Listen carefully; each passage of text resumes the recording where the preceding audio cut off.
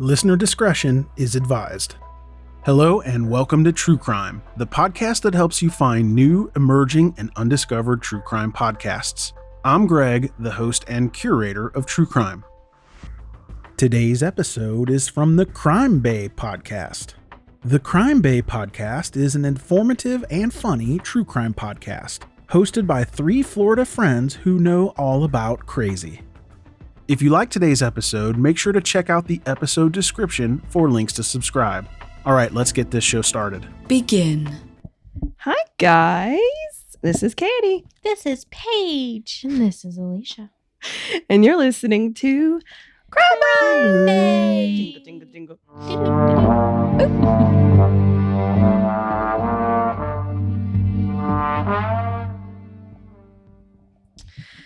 And welcome back to another episode. Welcome. We are here for your entertainment. Yes, we I don't know are. what to say, really, right now. Sup? And all that. Like, how you been? How's your mom and them? How's your day? Delilah? That's always what you remind me of whenever we talk, like, all soft and sweet. Are you enjoying your morning commute? Your drive? Is it raining? Is it delightful? Okay, I'm done. That was beautiful. Oh my God, that was literally amazing. I was like falling asleep as I'm you like did that. staring at you in awe, like falling in love with you. Like my eyes are all Next up are my ASMR videos. There you go. Stay Oh, tuned. there You could be hella rich, girl. Yeah, coming to the Crime Bay Network is Alicia's new. I'll do things like sharpening knives and Yes. Send us an email if you're Killing interested. people and no. So it's my week this week. Me is Caitie. And one thing about me is I am a Criminal Minds junkie. I am obsessed with that show, and it's coming back. It's coming back on Thanksgiving. And we're recording this like the Sunday before Thanksgiving. So it might be out by the time you listen to this. I don't know. Oh. Okay? I don't know. But I'm Stay dead tuned. and I love it. So anyways, with anyone who loves a particular show, well, I hope at least, otherwise you're going to know something really weird about me. Mhm. One or two episodes stand out for you, right? And mine for Criminal Minds is the one with the Romani gypsy families. They kill a young girl, kill a young girl's parents, and they abduct the girl to like make wives for their sons. And that's called, episode's called Bloodline. The episode where Hotch's wife gets murdered and you cry hysterically the whole last episode, whole last half of the episode. Spoiler alert, I guess. And the one I got this case inspiration for, which was season 5, episode 5, called Cradle to Grave. While this case isn't really based on that episode, this parasite was mentioned in the episode. And so here we go. I'm already loving it. Grave. This is the case about John Thomas Jamelske, aka the Syracuse Dungeon Master. Oh my goodness. This case is absolutely gnarly, and while there isn't murder, that's one bright side, it does include mention of sexual assault, abduction, and also police mishandling of the investigation. They fumbled horribly. This polished turd was born in May of 1935 in a suburb of Syracuse, New York, a place called Fayetteville, to Father Michael and Mother Catherine. Father was a watchmaker, a clock maker, whatever. And I did the best digging I could, and these are the names that I saw that matched John, but those names also could be wrong. Okay. Lots of parents' names in this are all over the place. When I looked at Ancestry, I got different names. When I looked at Find a Grave, I got different names. When I looked at the book, I got different names. So makes it difficult. So, anywhoosies, school wasn't awesome for John, but nobody fucking cares. He was withdrawn from one school. Like, his parents took him out of the school because he was bullied. He was called Germs because of his acne, but I'm sorry. That's actually really cute. That's both fucked up and so funny. It is, because it's like to me, it's like, you know how like little kids say something like and they use a word like not exactly right, right but way. the way they use it, it's adorable. Or they come It's up funny. like how my daughter calls the bags under your eyes grocery bags. She's like, "Oh, mommy, you have grocery bags." Or the whenever you get like a suntan line from sunglasses, you have sunglass stains. Like that's what that's what I imagine it as. Like that's funny. Oh yeah, he's got all this stuff on his face, so he's germs. You know, like it's adorable. And it's so funny. It's also really fucked up. It is, and you know, because this guy's a dick, it's fine. Like who cares? Exactly. He disliked math and probably like Garfield, hated Mondays, but he did like history, but otherwise was an underwhelming student. And that was one of my favorite lines in the research I did. He was an underwhelming student. I just thought of 10 things I hate about you. I know you can be overwhelmed and underwhelmed, but can you ever just be whelmed? Movie reference. There you go. Drink. He also must have been allergic to sports because he didn't do them. And he still graduated from Fayetteville High School in 1953. And he went to college at Morrisville State College and graduated in 1950 feet. What? 50 feet? 50 feet? He had 50 feet. 50 feet. All right. Graduated in 1955 with a degree in watchmaking.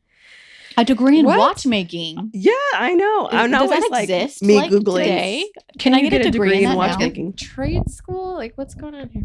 I don't know. I mean, I get there's got to be some I think training it was with it, but like a whole ornithology or something like that. And it was like, that's what his dad was an ornithologist. And all it made me think of was Hot Chick, where boys are cheats and liars. They're such a big disgrace. They will tell you anything to get to second. Baseball. I think he's going to score. Anyway. Second movie reference. Cha-ching. Now it was a long one, so you had to take like a chug. Yeah. You got to like sing the whole song now. After college, this turd with a shirt met and married Dorothy Jean Barner. And again, with Dorothy, there are two different last names. So I have no idea what's right. There's Barner and there's also Richmond. Find a Grave had the proof, a headstone of her parents' last names. So it was Barner on the headstones, but the book I used for research said Richmond. So fuck me, I guess. And they're like so different. They're not even close. Like a letter off. Huh. I wonder, was she married more than once? Nope. Maybe change the name for Maybe her. one of those is her mom's maiden name. You know how some people take. Well, Barner, it was Barner and then dad and mom, like on the same headstone. So that's the only reason why I was like, what the fuck? Anyway. Yeah. That is Dorothy Jane. Dorothy Jean. That's cute. She was a school teacher and John worked at a grocery store named Acme Market, which just makes me think of Looney Tunes. Acme. Yeah. Well, and it's like acne. He was germs. He had acne and he worked for Acme. Like you dug yourself into that one. You're a glutton for punishment. Mm-hmm. He also did side work as a handyman and a carpenter. The couple had 3 sons, Brian, Paul, and Eric. What? When you said they had 3 sons, like I heard they had threesomes. Oh. So I was like, wait, what? You said that so casually. Is this part of the story? 3 sons, not sums. Okay. Yep. Sorry. The family of 5 lived in the suburbs in a 3-bedroom house on 7070. Numbers are hard. All things are hard for me today. Sorry. It's okay. 7070 Highbridge Road in DeWitt, New York. The neighborhood is where his 3 beautiful sons would grow up, attend school, even play in Little League Baseball. However, the sons would later say they didn't have much of a relationship with their father growing up. He was reserved and hardly spoke. One son was quoted as saying, quote, "My father was always odd." Oh. Which, pocket that for later. right. We'll talk about that a little bit later. I don't have it written down, but I do want, like, if we can remember to put a little pin in it, like Thena at Cryptic Soup says, put a pin in it. Another thing, a major thing about John is that he is cheap. Well, I mean, He would be willing to fight over a nickel. Homie would collect bottles and cans to take to recycling centers to get money for. He's even said, it was even reported that he went as far as collecting bottles and cans that weren't even redeemable in New York, hoard them for a while, and then travel to the other states to recycle them in. okay, that's like what is it called? The couponing, like extreme couponers. couponing back in the 50s or whatever time was that? We in the 50s right now? Or the Ish, 60s? yeah. It was the extreme 60s, 70s, yeah. It was the extreme couponing of that time. Yeah. He was reserved and he squeaked when he walked because he was so tight with his money. He would force the libraries close to him to save their food coupons for him. Oh my gosh. So he really was doing the whole shebang and Yeah, shaboodle. anything to save a couple bucks, I guess. One time, he took the librarian down to the basement for a stack of papers that had been put aside for recycling. He was like, "Oh, no, those are mine." You can So he get was 5 cents a page for that. Mm. He did all this when he didn't have to. John had plenty of money. What the hell? You see, John convinced his dad to invest in the stock market back in the late 50s, early 60s when it was booming. Mhm. His dad also invested in real estate in Nevada and California. And so when his parents died, he received that pretty little nest egg because he was the only child. Oh, okay. That's right. So he didn't have to split it with anybody either. He also sold a large chunk of his property behind his house to a developer who would build like what they called mini mansions, I guess, in some reportings. So he was doing really well financially. Some reports said that he was a multimillionaire. And he still collected bottles up until the day he was arrested. And and it's ironic, but it's hilarious and fucked up. And I want to kill him. Now that we know a little bit about this human sewer, let's get into why we're all here. In the late 1980s, poor Dorothy fell very ill and became bedridden. Their sons had grown up and left home. And so John was just like, let me be awful. So buckle up, y'all. Here we go. And Alicia, I'm sorry. Oh, no. Now, I do want to note that all the victims' names are pseudonyms. Okay. So these are not their real names and they have not been reported. And we'll talk about why. Oh. It was October of 1988. And John was cruising the streets of Syracuse, which he often did. I think the book said he put his gray hair back in a ponytail and he wore tight jeans and he was off cruising the streets of Syracuse. Which I was like, Gross. Vomit. Yeah, I'm seeing nasty stuff right now. When he happened upon a group of young girls drinking, he called out to them and asked if any of them wanted to ride. And one young girl, who they have named Kristen, said she did. You're supposed to say hell no, Kristen. Kristen was 14 years old. Of course she is. 14 years old. Hence the pseudonyms, right? Mhm. John was 53. What the fuck? What do you want with a girl that young? That is, makes my skin crawl. Disgusting. He had called out to them and it was like, does anybody need a ride? Ew. And so Kristen gets in the car and he said she wanted to go to a friend's house because, again, she's a child, right? Mm-hmm. Instead, he took her to his house and chained her up. I don't know where he chained her up at first. If I were to guess, in the basement area. Mm-hmm. He was quoted as saying, we were going to have sex for sure. No, motherfucker. You were going to rape her. He was also quoted as saying he didn't believe that this was kidnapping. Because to him, kidnapping is grabbing someone who has money and asking for ransom. Are you serious? Mm-hmm. So since that wasn't the case, this was not kidnapping.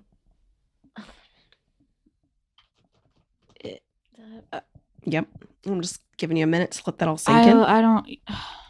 And I'm not kidding you guys. It took his lawyers days to convince him that what he did was wrong and that he was actually doing kidnapping.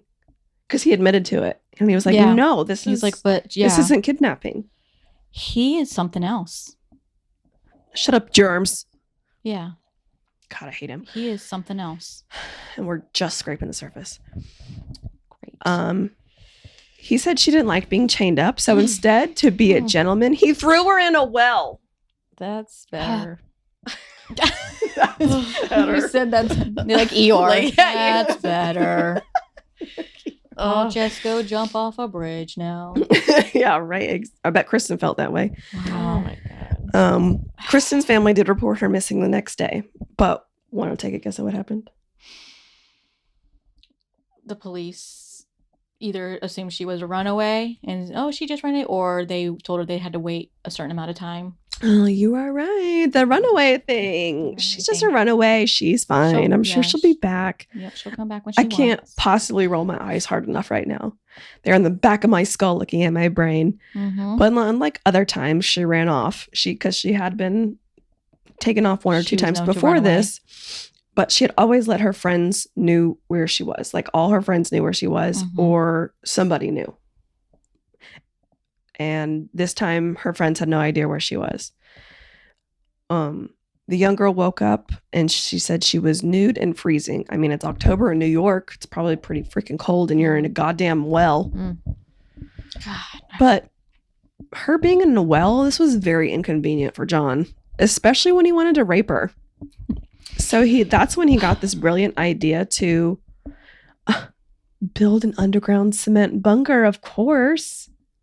If I were an emoji, I'd be the upside down smiling emoji, but add in a slow blink. Because, like, what the fuck? Yeah, Like, this is his thought process, right? he's totally reasonable. He's Yeah. totally got his head on straight. Mm-hmm. He explained to the neighbors that this was a bomb shelter. Because at the time, the Cold War was ending and he was a fucking loon. So his neighbors were like, oh, right on. Absolutely. Great idea. Mhm. He got giant diggers and began digging up his yard for this bomb shelter, aka a freaking dungeon. He had the concrete poured and he covered it all up with dirt again. He was able to access this dungeon through his basement. The basement, when searched by police, was full of cans and bottles. And first they were falling short on finding anything, but found a pretty small steel door. And when they opened it, it led to a cement tunnel. When you crawled into this tunnel, because you had to crawl through it, it Mhm. wasn't like anything fancy, right? Mhm. Not anything big. You came to another steel door and then kept crawling and then to another steel door, which led you to the bomb shelter / dungeon. I'm getting very claustrophobic. One day, Kristen just woke up in this bunker. It had 2 rooms with no windows, no plumbing, and the only electricity was wired through the basement through like those orange extension cords. Oh, okay. And even though there was almost no way for Kristen to escape, she was still chained to the floor, naked. Kristen later reported that she was intimidated by John to stay and quiet because he threatened to kill her little brother. Oh, my He had even God. brought her a picture of her family and her house. So this really freaked her out. And she, of course, kept quiet. He just couldn't have possibly thought that this was okay. I know, There's but just like, no way. exactly. Like, okay, I can maybe see where you think like this is only for kidnapping is only for ransom. But Mhm. this This you think is okay? Yeah.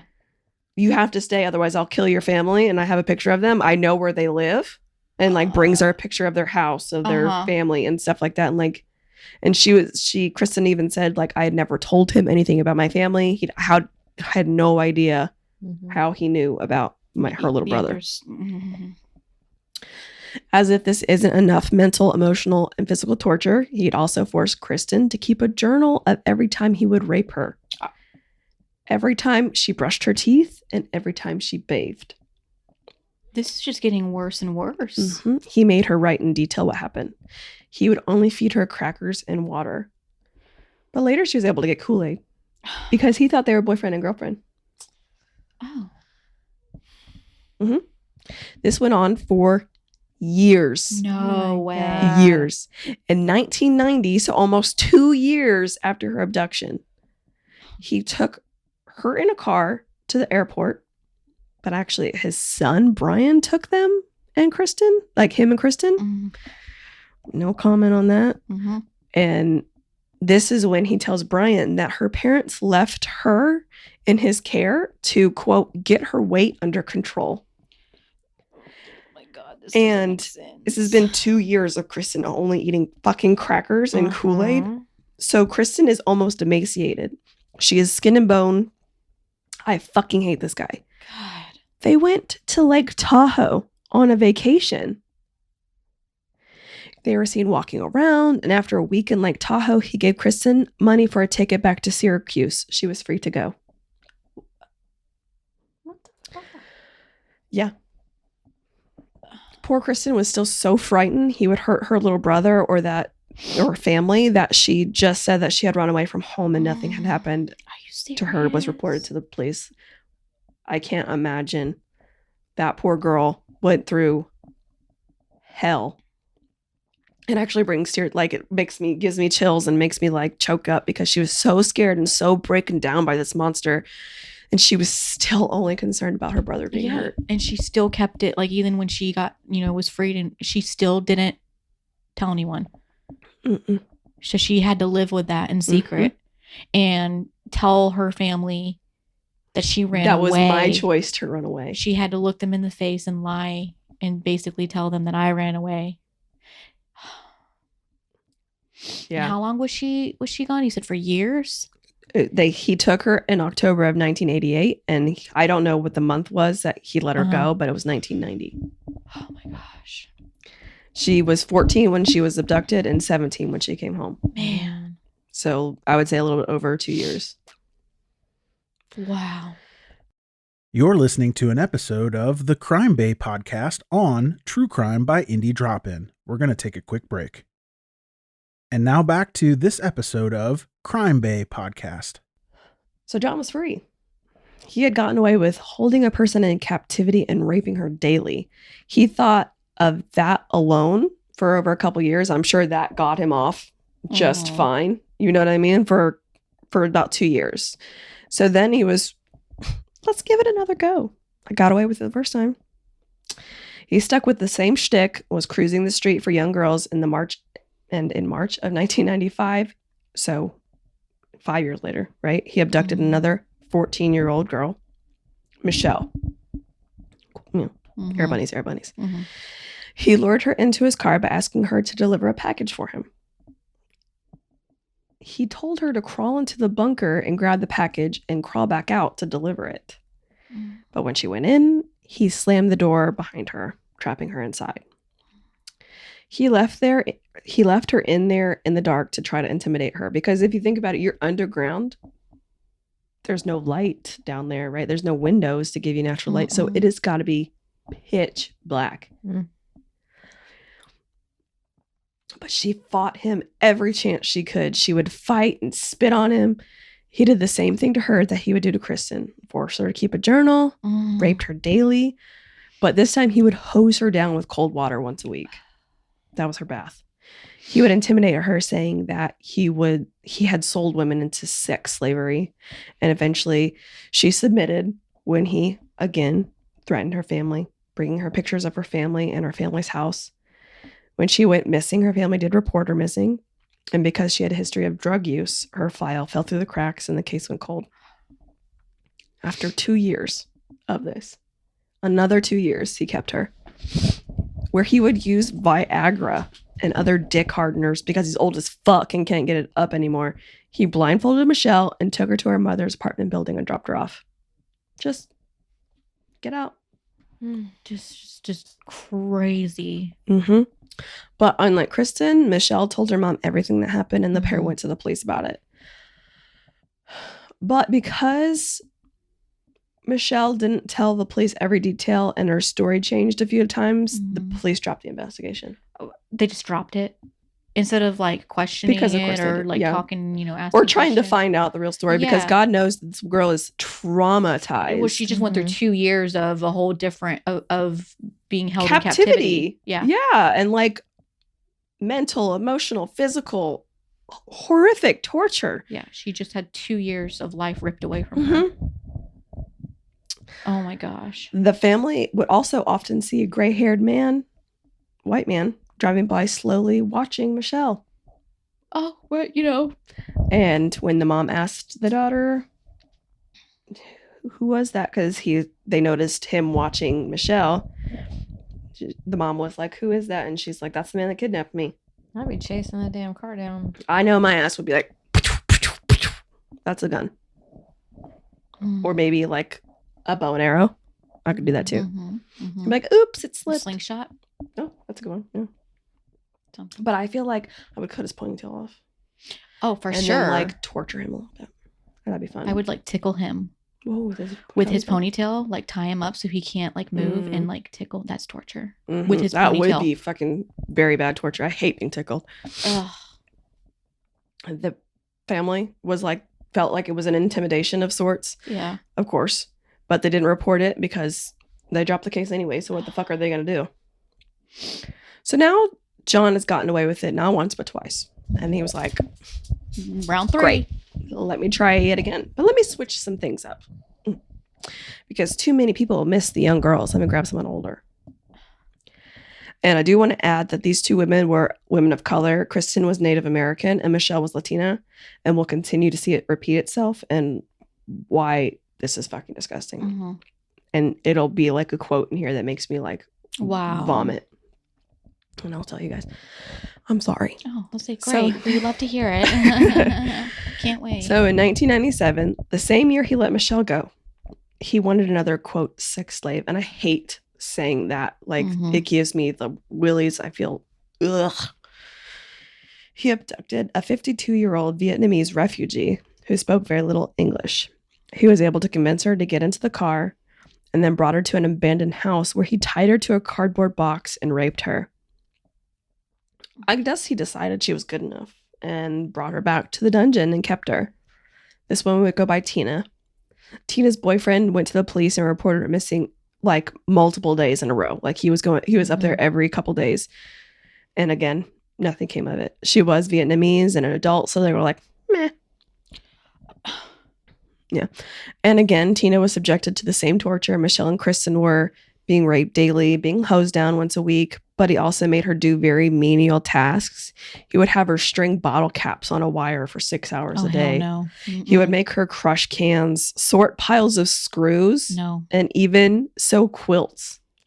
No, I'm not doing any of that. Sorry. Tina told police one time he threw a military-sized duffel bag into the dungeon and told her to separate the loose bills into stacks. Like, that's got to be some kind of, like, torture in its own. Like, I have this money, so, like, you can't do anything about it. Like, flexing is... Count it for me, and yeah. I don't know.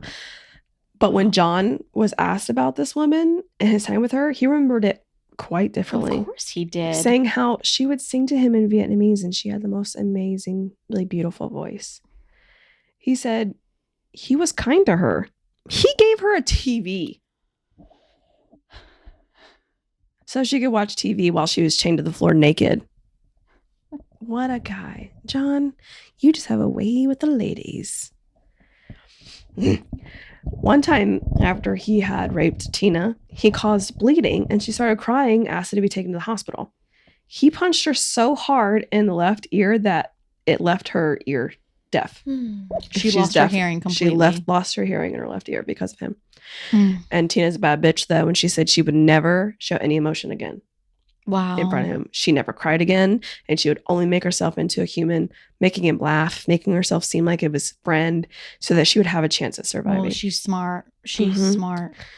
One night, he put a life-size plastic skeleton next to her on her bed when she was sleeping, so when she woke up, it was there, and it scared her to death. Mm. I mean, I'm sure it was, she eventually figured out it was fake, but like Mhm. that was a taste of just the torture he would make them Mhm. go through. And after only 9 months, in May of 1998, he let her go. He took her to the Greyhound bus station and dropped her off with 50 of the $70 she had in her purse when he abducted her. So not only did this motherfucker abduct her, rape her, force her to physical labor, tortured her, he literally stole $20 from her. Mm-hmm. What a dick. Like, on top of everything, you're just gonna be like, this is my fee?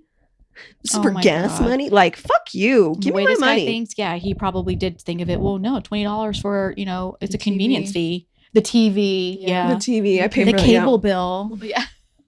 Oh my God. Or the gas money to drop you off at the bus.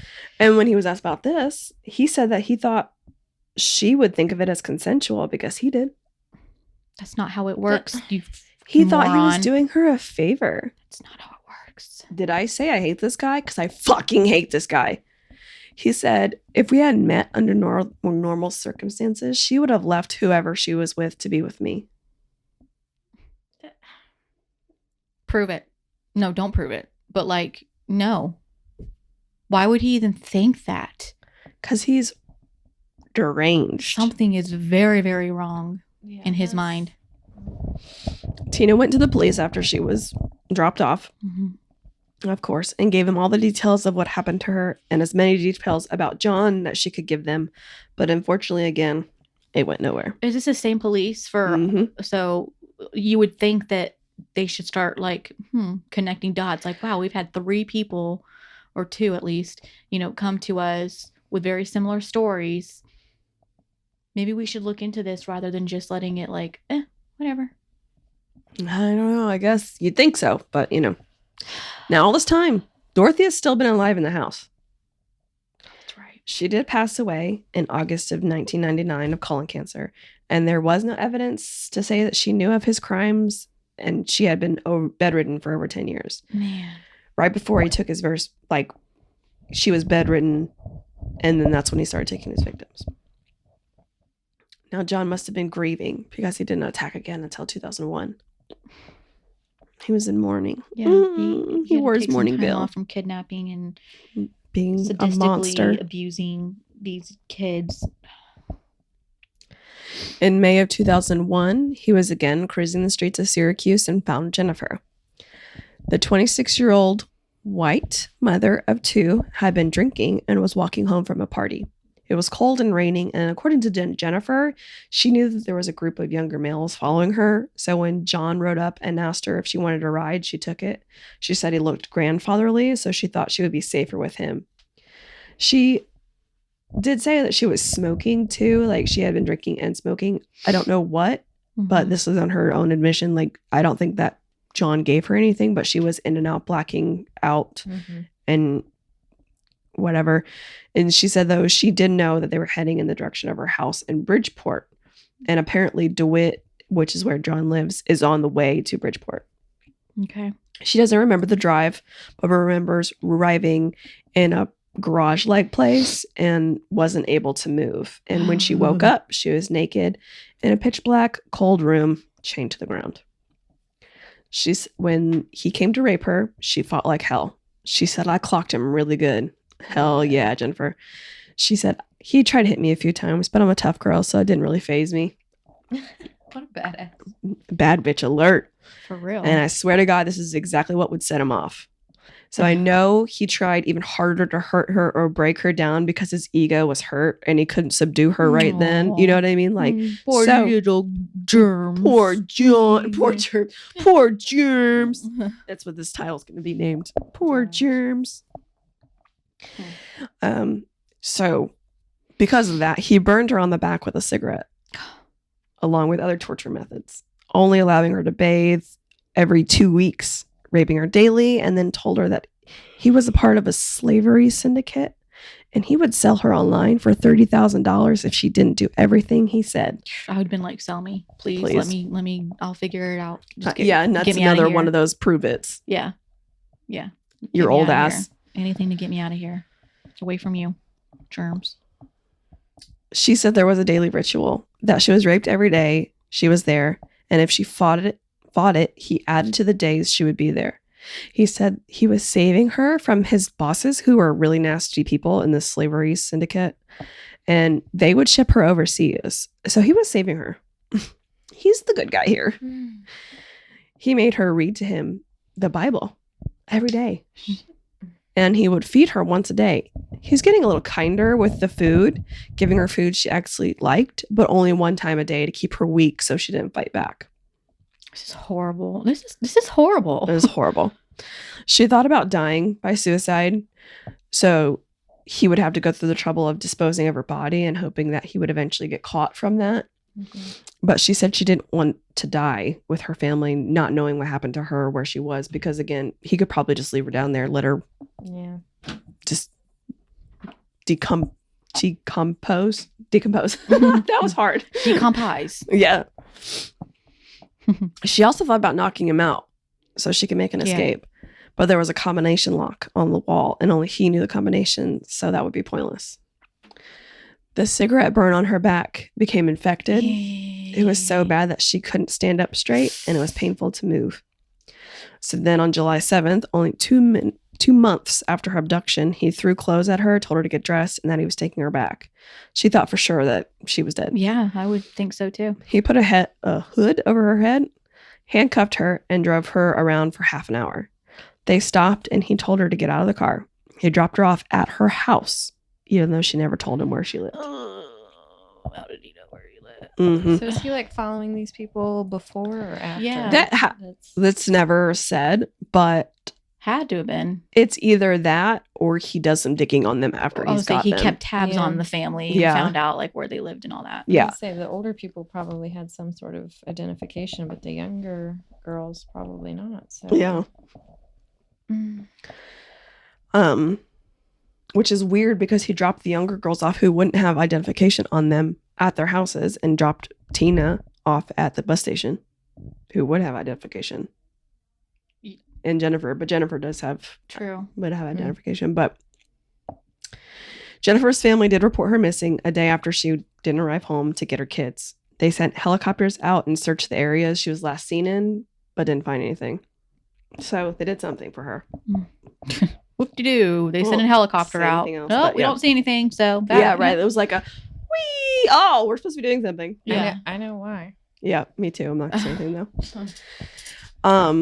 When he dropped her off, she went to the police immediately. She told them everything she remembered. She told him the car that he had, like the make and model of the car, what he looked like, how long they were driving, all of it. She gave them everything. Mhm. But because she had a past with drug use, they're actually the detective was actually quoted as saying in this book, and I'll tell you the book at the end. He said, quote, "I was suspicious. It sounded so remarkable.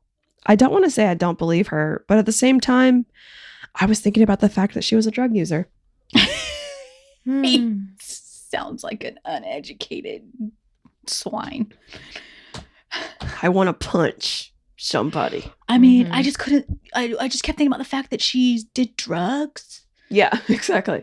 So So she just Liar. told me, like she, and there's obviously physical proof that she went through something horrifically right, traumatic. she's like, so I did this to myself. She's Points to got- her cigarette burn on her Yeah, back. She's got all this information and details and facts, but she did drugs that one time. Yeah. So I don't know. And the sergeant in the police department told this detective to close the case. Come on. Do better. Do fucking better. I'm getting so sick of hearing about law enforcement doing Yeah. stuff like this. Dropping the ball. Just literally dropping it, especially Mm-hmm. when like they're literally fed everything they need to Mhm. know. It's not like they were just like, well, we don't really know where, like we've got nothing to go off of. She gave them everything, plenty to go off of. The one thing that was quoted in the book was like, she said that he had a 1974 Mercury comet. I don't even know what the fuck that is. But he actually had a 1975 Mercury comet, so they didn't find him. Oh, so it's her fault. Oh my gosh. So you weren't smart enough to look at like the year before, the year after, Yeah. look around, like dig a little Even harder. in a 10-year span, because who the fuck can look at a car and be like, that's a 2005. Yeah. I know Exactly. it. I know. Only really like big car people, I'm sure, Oh could do that, but it's just like Well, and they have the normal everyday person is not Yeah. going to be able to do that. and they have access But, to all those like databases that like, with a click of a button in 20 Mhm. seconds, you have a list of all the vehicles in the area that match that Because description. this is in the early 2000s too, Yeah, so they it's not had like they that. didn't have that. Yeah, they Yeah. had access to the interwebs. So it's not like she said, oh, it was a blue car. Right. Mhm. She said a Mercury comet. That should be it. And I don't think that's not around now. I was gonna say there couldn't have been that many. I mean, like I said, they frustrating. had a database, a computer that literally would have given all the information in Mhm. seconds. It would have Mhm. probably been like 20 cars. Yeah. Could have figured it out. Yep. And gotten like the addresses and been like, this was on the way to It's Bridgeport. called police work. Like yeah. that's what police do. That right there is police work, Mhm. and which they clearly didn't do Nope. because Cannot she do it. did drugs. Because she did drugs. How dare you? I do drugs. You're gonna find me though. Everybody does drugs. If you've ever taken Tylenol, guess Drug what? user, You're a drug user. bitch. Facts. So this disposed of foreskin of a human has gotten away with kidnapping 4 women, all of different ethnicities: Native American, Latina, Asian, and white so far. Says now he's out hunting for a black woman. He wanted to, quote, I- complete his ethnic set. Is that an actual fucking quote? That's an actual fucking I quote. was about to say he better not be like trying to get like a. Mm-hmm. Mm-hmm. Mm-hmm. Mm-hmm. Mm-hmm. And he's white. I hate him so much. Yes, he's very white. I hate him so much. I hate him so much. I hate him so much. Why though? Like, why? What's wrong with people? I wish I knew. What's wrong with him? I mean, oh, nothing about this guy makes sense. I know. So, Getting violently angry. So just a couple months after he dropped off Jennifer, he dropped her off in July. In October of 2002, he did just that. He completed his ethnic set. He abducted 16-year-old Micah. This was not her name. This is what he decided to call her. So I really didn't want to put Micah in here because I'm like using his word. Yeah. But I also like if you'd go and research him more, I didn't want to confuse anybody. You're listening to an episode of the Crime Bay podcast on True Crime by Indie Drop-In. We're going to take a quick break. And now back to this episode of Crime Bay podcast. He first did what he had done with every other victim, threw her into the dungeon naked, raped her daily.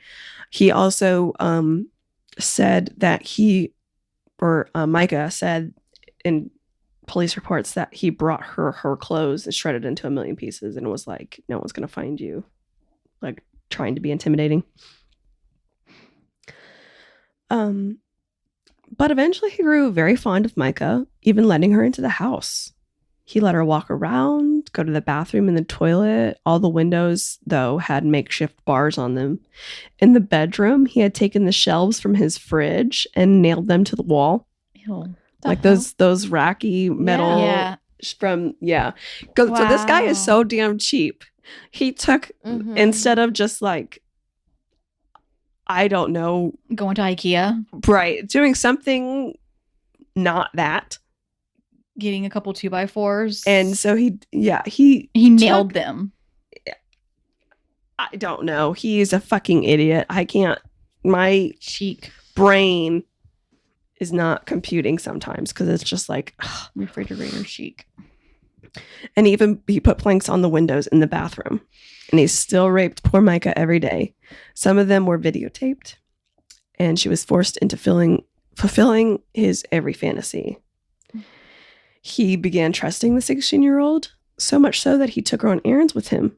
He took her shopping. He took her to karaoke night. They took a stroll around the neighborhood and went to church together. She was so smart. Immediately when I was reading this part, I was like, why didn't you use any of these times to call for help? Micah was playing the long game. John now completely trusted Micah, thinking that they were in some type of relationship. And Micah was smart. Micah was like, I'm going to work this. Smart. I'm going to play this game. Yep. So it takes me out all the time now. He's going to take me out. He trusts me totally. He knows that I'm not. Well, he doesn't think that I'm going to do any of this. At 16. Me at 16. Me right now, I would have been like, the second I got out, yeah, I would have gotten myself killed. Even today, I'd be dead. So go, Micah. You're a bad bitch. You're a bae for life. Absolutely. And on April 8th, John was doing his regular recycling. Oh, he's still doing that, right? His bottle collecting. Still doing the whole recycling. And Micah convinced him to let her make a phone call at the redemption center thingy. She told him she was going to call the church to see what services were. What time services were. Smart girl. But she called her sister. Yes. She told her everything that happened, that she was abducted, that John was there with her, that he raped her every day. And now Micah's sister, also being a goddamn genius, called the number back and convinced the employee who answered to call 911. Smart. I wouldn't have even done that. I would have been too panicked and hyperventilating. So she called the number back and was like, you call 911 because you know where you're at. You know what the address is. Get police there. Yeah, get police there. And he was like, she's abducted, blah, blah, blah, blah. And I'm like, he's a 59, 60-year-old man with a white man with a 16-year-old black woman. Like, it's weird. Yeah. Hopefully they don't send the same police that, they send someone who actually is going to, do something. And within minutes, the police were there. They weren't actually at the redemption center thing. They were actually caught at a dealership down the road. I don't know, but close. Because the person that called 911 told them what kind of vehicle they were in. And they asked him what he was doing with the young girl. He said, quote, "We're friends. We have a lot of fun together. We also have a lot in common. The only thing she likes that I don't is blue cheese." Oh, that's so weird. Oh my god. This is so weird. He must have like some kind of brain some kind issue of where damage, he's yeah. like mentally 10 or something. Yeah. I guess. He's got something wrong. Well, thankfully, these police were not convinced. He had told them that Micah had moved into his house and that they were going to be together for just a couple years because when he goes out and they're on the dance floor, he gets a bunch of high fives. What? That's gross. That's fucking gross. But those other people that are high-fiving John, you need jail. Jail for you, sir. Because I know that's not a woman that's giving him a high five. Jail for you. He said, quote, "Is the problem that I'm so much older than her? For one, yes. Yeah, actually, Oh my yes. God. For two, you kidnapped her." yeah. He said the sex was consensual. He thought she was 18, so it was You fine to did. abduct her. He had planned on going their separate ways after her birthday on May 12th because they were going to throw a big party and because he figured she would want to be with a man her own age. And that was fine. He was just going to have as much as fun as he could until then. Make it make sense. This is literally giving me bubble guts. Yeah. Like, I'm not yeah, kidding. It's stressing. It's yeah. literally giving me Stressing bubble me out. He was kidnapped. He was arrested for kidnapping, guts. He was kidnapped. which he was kidnapped by the police. Yeah. I wonder if he thought that was okay. That's fine. He was arrested for kidnapping, rape, and sodomy. He wasn't phased. He said, quote, "If this case went to trial, I think the characterization of kidnapping could be challenged." What? Loathed entirely. Oh my God. The characterization of this kidnapping could be challenged. You're challenged. I was just going to say, you are challenged. Run your face into my fist right now. repeatedly. Right now. It would be consensual. That would be consensual. Yep. So with my this fist and this fist. So upon investigating his home and all, inside was a hoarder's paradise. Just crap everywhere. I knew it. They found the bars on the wall, like Micah said, half-eaten food, Fridge shelves on the wall. right? Broken appliances, stacked food. Every inch of the house was covered in something. And they went to the basement. And this was like a 360, I guess? 180? Whatever. Opposite of the upstairs. They found bottles and cans. But they were all sitting in metal shelves, meticulously organized by brand, color, and size. He made them. He gave Tina. Was it Tina? They made her like organized. Oh, He he gave her made those. her- That That gave her wasn't those like tasks. Yeah, but yeah. So it was like they were all there was rows and rows and rows of metal shelves housing 13,000 cans and bottles in shelves. What? Why didn't he take those to the recycling place? That's what I'm saying.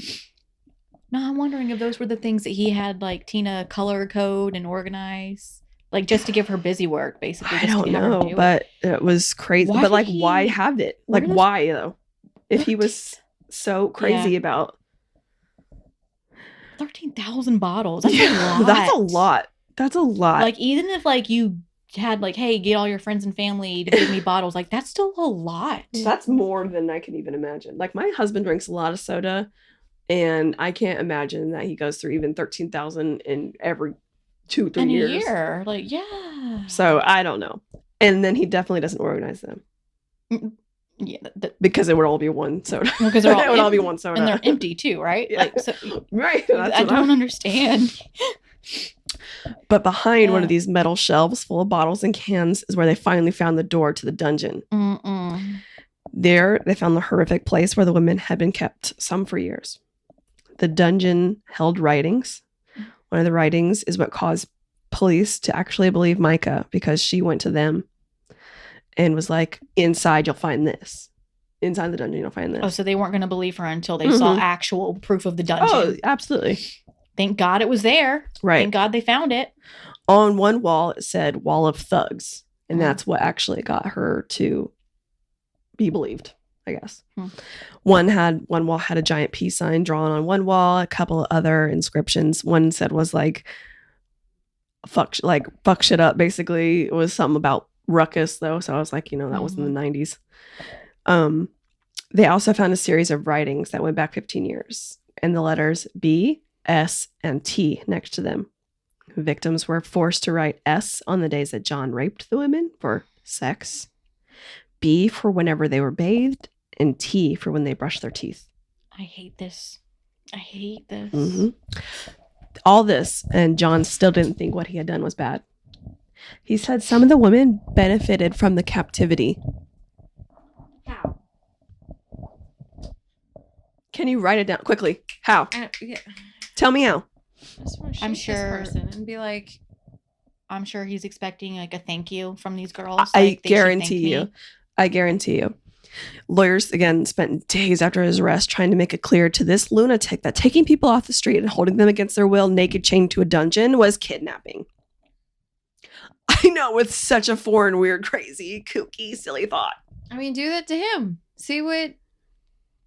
That's the thing though. People like him just don't. I don't know if he would actually get it That's what still. I'm saying. Like, I don't think there's no like getting through to them when they're that messed up and his mind is so warped and like not even sane. Did he get tried for, or did he get like tested for insanity, or what is it? Did he like? No, he didn't go through trial because he pled guilty. And his lawyer was quoted as saying, he's been very agitated and remorse stricken. He's been very troubled at times over the past several weeks after his arrest. I just want to hit him in the face with a shovel. So I bad. would let you. Well, I want to see imagine that too. how agitated and remorse stricken and stressed you would be if you were chained naked to a dungeon against your will and was repeatedly raped and not fed. Burned, tortured, You think that would agitate Punched. you? Yeah. made you lose your hearing. Yeah. That's kind of agitating, right? John? Oh, I hate you. I hate you. He eventually pled guilty to 5 counts of kidnapping, thankfully, so the victims of this monster didn't have to go Well, through all the, court and yeah, stuff like that's that. Good. That's good. He did have to go in front of a judge for sentencing, however, and this is where the victims were able to give their impact statements. Nice. I love impact statements so much. Me too.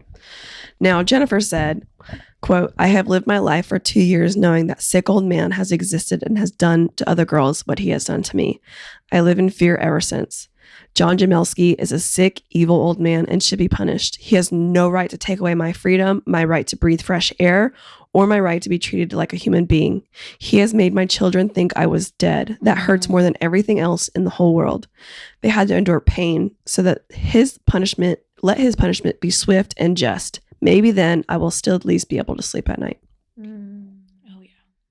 Micah's statement said, I almost gave up hope when you brought me close to 1 million shredded pieces.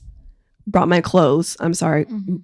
my clothes in 1 million shredded pieces, telling me these people train dogs to go after my scent. I felt completely stripped down to nothing. You'll never be able to know the fear I felt being raped every day, sometimes 3 times a day.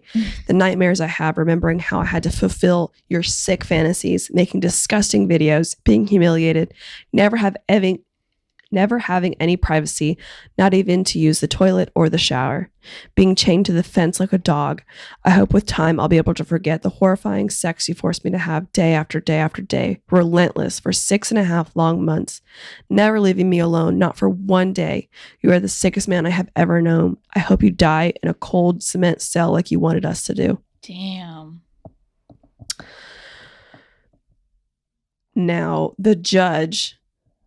and I forgot to write this down, so this is like me, I'm vamping right now. Now after all this, and because of his cold, callous reactions, he didn't react to anything. He just sat there like he had done nothing. He kept like with his thumb up his asshole, and he was like a fucking piece of shit.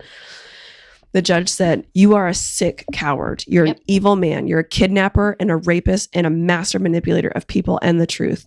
You took your American dream and turned it into a nightmare for these 5 women. Your reign of terror is over.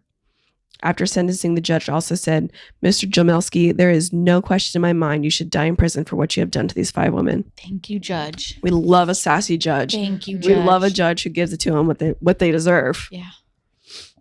John Jamelske was sentenced to 18 years to life in prison for his crimes. 18 years. Wait, what? For ruining these girls' lives. Did these the women's judge not life. just say that he would be spending the rest of his life? Right. And I guess it was just like a minimum of 18 years. Which To life. It definitely isn't going to be 18 years though, right, Caitie? Right? Oh, it's semi-good news. John's Semi. lawyer thought it should be lowered to 15. It should be 15 years because it wasn't that bad. He's been raping and doing this for 15 fucking years. It should be at least double that. It should be at least 30 years in life because he's old as fuck. And Yeah. he should be. Did they think he was just gonna die soon? They just I don't know. like that. Just makes I no fucking don't sense. know. But the DA had this to say. In 18 years, Your Honor, perhaps this defendant may appear before the parole board. These members of the parole board may see a pathetic old man in front of them who has lived in a cell for 18 years, and they may say that he couldn't hurt anyone. The irony is that the cell he will live in for the next 18 years, and probably for the rest of his natural life, was far more adequate, will be far more comfortable, will have many greater creature comforts than this hellhole that he kept his victims in for so long a period of time.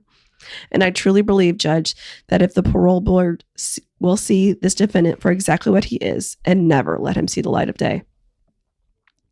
So he was shipped off to serve his time in jail, and his estate and all his wealth, which is estimated to be between $2 and $8 million, which is a big gap, Crazy Yeah. to think he had all that money, was though. divided amongst the victims. Oh, that's awesome. Good. Yeah. That they did that. Oh, wow. Yeah. In prison interviews, he said that after he would have let Micah go, there wouldn't have been any more victims and that he just wouldn't do it again. So, like, they just messed All up. right, They well, just, you know, you I know. you did it Square 5 up. times too many. So Yeah, exactly. Now, in December of 2020, he was up for parole. Mm. He was denied, thankfully, but he will be up for parole again next month. oh my God, stop it. In December of Stop. 2022. I hate that this is the case for these poor victims, and I hope it's denied again. I can't imagine it wouldn't be, but you know, the Can't world's he just, fucking like, crazy. die? Isn't he old? I hope that he fucking He's, dies. like, I know 80, he's isn't he? he's 70 got something? he was born in what, 35? He's got to be dying. So he's like 87. Oh, he's old as hell. Right. Yeah. He should be dead. And of course, because he's old as fuck and not like, and because he's horrible, like the evil is holding him together, you know? Mhm. Of course, yeah. So that was another thing they said was that they tried to get Brian, his son, Mm-hmm. for accessory because he took the first them to the young woman airport. to the airport. But the statute of limitations was up. And he said he had no idea. I'm surprised his son didn't get any of his money. Like, I'm surprised. I don't know how that works, but like that they divided up his estate and gave it to the victims. I mean, that's neat that they did that. I didn't know that was often done. I think that was the least they could have done in this situation. I think probably the sons were probably like, you know, like do this because we want to wash our hands of it, like whatever. Yeah. And they were also very successful. Like, I think one of them was a professor. One of them was a assistant principal. I mean, assistant principal is not like hella successful as in Mhm. like terms of money, but they did fairly well for themselves. And one was in like California. He had dipped out a long time ago. Hmm. So, and nobody liked him. Oh So my God. So now we get to sit on pins and needles for the next month or so. Can you write letters to? I feel like we need to get a petition going and tell. I'm sure there's already one. There has to be one. I would hope already. so because those poor victims do not deserve that. The fact that he would make them like, there's so many like details about it that make me so uncomfortable. Mhm. Like that he made them write journals Mm-hmm. and like, just terrible. So the first one, Michelle, Mm-hmm. that never came forward. Did they ever find out who that was, or is that still like we don't know who? Michelle No, she actually did is? come forward She did come forward because after of he was the- arrested and all Mhm. that. Okay. Yeah, so she actually came forward because of all that, and they're actually like if you Google his name, they're actually looking for more victims because like the span where there was like 5 Yeah. years between, like Yeah. Mm-hmm. that's hard to believe when, especially whenever one year he abducted 2. Yeah. like within 5 months of each other. So please die in prison. Please die like right now. Well, or just not. The only thing I want for Christmas is John Jamelske's death. I need him to stay in that cell, and I need that cell to just get smaller and smaller and close in on him and make him feel so claustrophobic. And I need them to take away his clothes and only let him take a bath once a week and to feed him nothing but water and crackers. And I hope it's moldy in there. Moldy. And I hope he had like sensory deprivation like you would without having light. You know what I mean? Like that alone that's gotta mess you up so bad. And that poor girl was in there for fucking two of them were in there for 2 years. Yeah. So like, well, one can of you them imagine? Like your eyes have got to be like They've that's got to be like Damien Eccles. Yeah, he's like that. His eyes are messed up because permanently. of that. Yeah, because like I can't imagine hers are. Yeah, you can't fix that. Like once and then is it Jennifer that has the one deaf? Yeah, no, Tina. But yeah, she punched her in the ear because he was mad. So I mean, this is, and those poor girls. Like, yes, they survived, but did they though? You know, right? Exactly. That's an argument that everybody kind of has. Like, well, at least they survived, but is it what quality of life are they living? Like, did you die? But it's like they are going to be suffering with this forever. And like their future relationships with their, will they even be able to be in like a romantic relationship again? Are they ever want to trust again?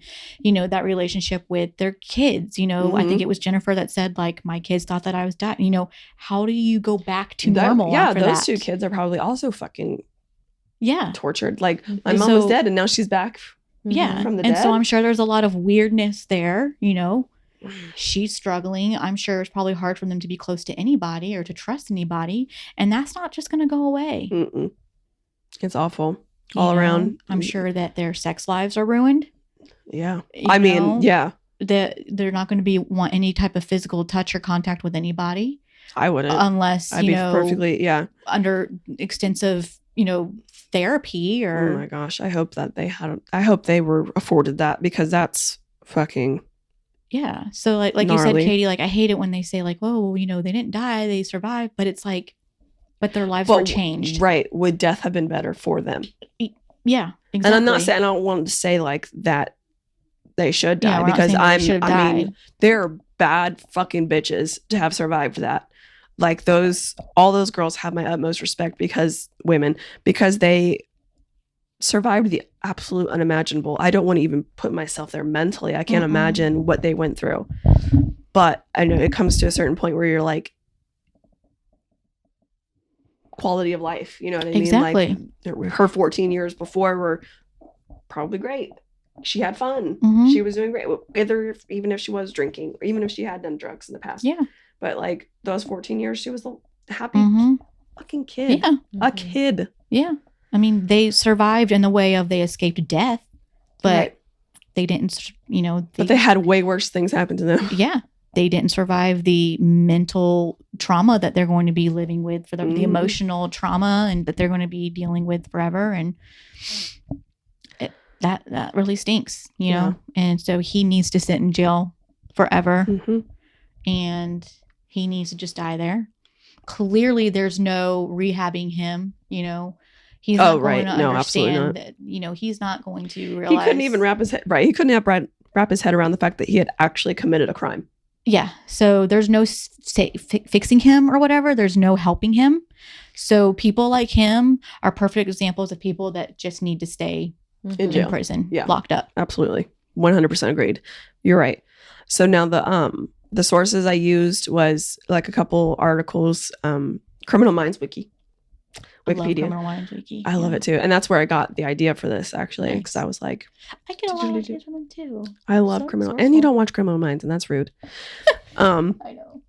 So the book was called Against Their Wills, Sadistic Kidnappers and the Courageous Stories of Their Innocent Victims by Nigel Cawthorne, which had a bunch of different kidnapping cases in it. And I got it on archive.org because shout out because it's that one particular sucked though because I had to renew it every hour and I was like, I'm busy. I know, that part's kind of annoying. I'm like, I'm busy, but sometimes you can rent it for a couple days. Just like recheck it out. I'm like, okay. I need I'm more. just reading it online, Exactly. bitch. Like- Are you still here? Leave me alone. They're like there's someone else in the world that's trying to read this very specific Yeah. exact book at the same time as me. Like and even if they aren't, it's online. it's online. Like what Right. do you? It's not like it's a physical book that you got to return. Like Yeah. you can't just like It's like it's a one virtual copy. in Yeah, the I whole don't know. world, and it's online. Yeah, I don't know. I don't understand But that. I it's- thought that was kind of silly. I'm like I have to check this out and. I recheck mean, it I out. get also like keeping track of like who's reading what, but it. I guess. Oh, but- actually, the FBI's onto me then, and you. Oh, Got if that's the files case. on you. Mm. But anyways, we'll leave you guys on a good higher note and tell you that we love you and happy Thanksgiving if we Gobble till you wobble. gotcha. And if not, if we're getting you after Thanksgiving, happy my birthday. Hey. Yeah, we'll see ya next time, bays. We love ya. You can find us on TikTok, Instagram, Twitter, and Facebook at Cry By Podcast, and send us an email at crybypodcast@gmail.com. Yep. That was not speeded up. 3 times fast. And all right, we love you. Bye. Bye.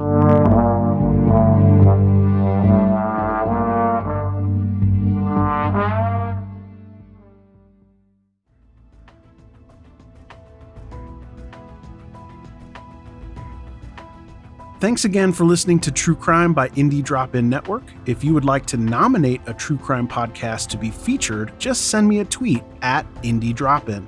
I'd also love to hear if one of our featured podcasts is now your favorite show. Indie Drop-In survives off ad revenue and listener donations. If you would like to contribute, please consider buying me a coffee. You can go to buymeacoffee.com/Indie Drop-In. If you look at the very bottom of the episode description, I put a link in there to make it really easy. Indie Drop-In has many other shows that you also might like. Just go to indiedropin.com. All right, see you next week.